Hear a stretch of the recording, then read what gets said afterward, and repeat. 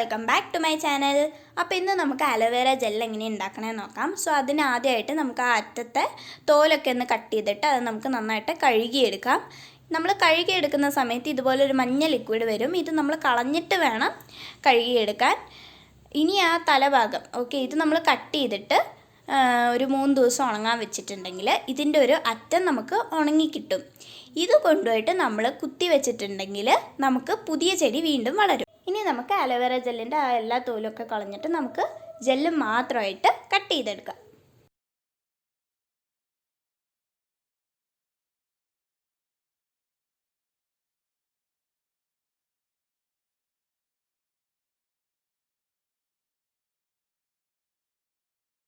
അപ്പോൾ നമ്മൾ കട്ട് ചെയ്തെടുത്തു.